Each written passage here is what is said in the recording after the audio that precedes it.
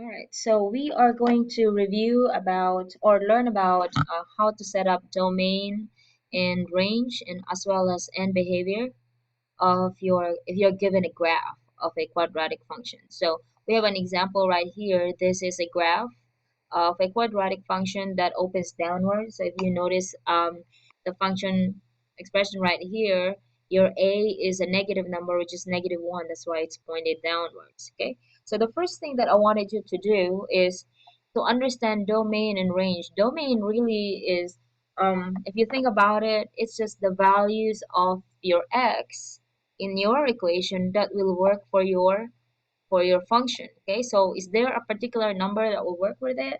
Is there a particular number that will not work with it? Okay, so basically the domain, we are trying to focus on the numbers that will work with it. Okay, all right, so domain basically means your x's. All right, so let's see if this will work. Okay, so basically for your domain, we are concentrating on, okay, we want all the x's basically here. And for range, these are all the y's. All right. Now, so the first thing we wanted to do is actually look look at your graph. Okay. And as you notice, we have two ends of your graph, this end right here and this end right here. Okay. All right. So let me redraw that over here. Okay, and you have an arrow that goes that way and another arrow that goes this way. Now, I'd like you to concentrate on this. As you notice, this graph is something like as it goes, if you are going, just like physics, if you break down the vector for this graph has a tendency to go to the left as well as go downwards, right? For this end anyway. Now, on this end, it goes to the right and then goes downward as well. Okay, so now you have four arrows. I'd like you to concentrate on this arrow right here and that arrow. The horizontal arrows represent your x values. So this one here goes to the left, which is eternally goes to the left because the arrow does not really stop until the end of negative infinity, basically, which is not really a number. So this one goes all the way to negative infinity, and this one right here goes to positive infinity and it goes infinitely to the right, the biggest number that you could get if you can find it. Okay, now so these are your domain. Okay, so the horizontal arrows represent your domain because the horizontal numbers represent the x-axis or x numbers. So now you go back to your domain here and you would say that all the numbers from negative infinity all the way to infinity will work for this value. Okay, now how about the range? Okay, so if you look at this one here, your range, this one goes, on the other hand here, it goes negative infinity, but on the other side it also goes negative infinity. You cannot say that it goes negative infinity to negative infinity. It's one direction. So basically the range tells you the lowest value of y to the highest value of y. So with these two arrows pointing downwards, that basically means that goes negative infinity, all the way negative infinity. Okay, or where is the highest point? If you go back to your graph right here, see this one here, that goes all the way to negative infinity, but there's also a -1.5, -1. See that line, that point right there is our -1. Now this point right here, these are y equals 0. This point right here, y equals 1. This point right here, y equals -5. And then we get to the maximum point. Okay, so remember, if it points down, if it opens downward, we have a maximum point. So this maximum point right here is 0, comma, no, not 0, but 1, comma, 2. Now your y here is 2. That's your y. This is your x. So therefore, 2 is the highest point. The lowest point goes all the way to negative infinity, and the highest point goes all the way up to 2. So therefore, your range right here is from negative infinity all the way to 2. Okay. All right. So now let's go to end behavior. All right. So we have basically two statements here. It tells you the tendency toward on the right side and the left side of your graph and also on the right side of your graph. The reason I don't want you to set up your graph like this, break it down into two components, is because this will help you when you set up your end behavior.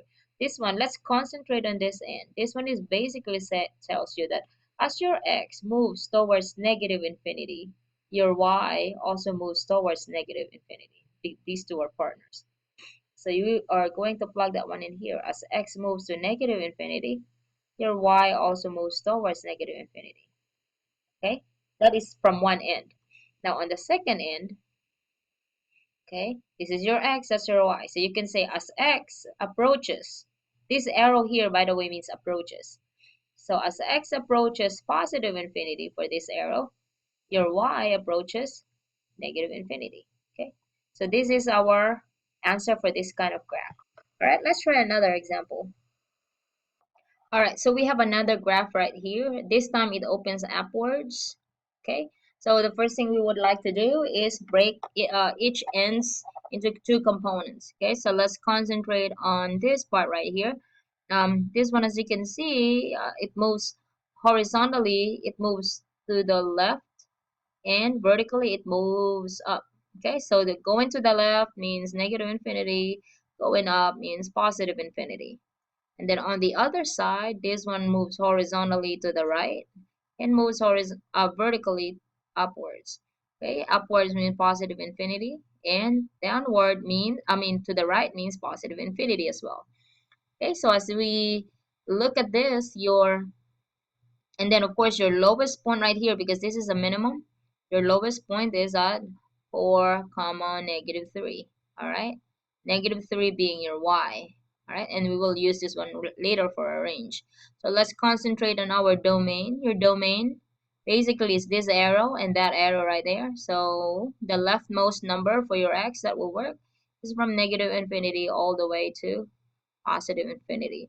By the way, when you have an interval that looks like this, another way of saying this is basically the interval notation. You can also just say all real numbers, okay? All real numbers. That's the same thing.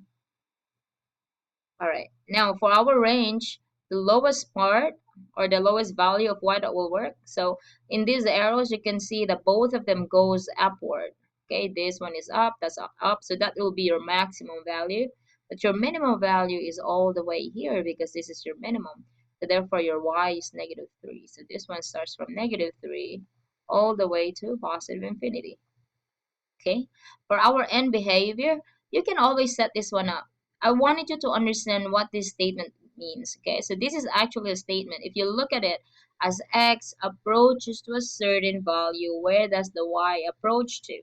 That's basically what it's saying.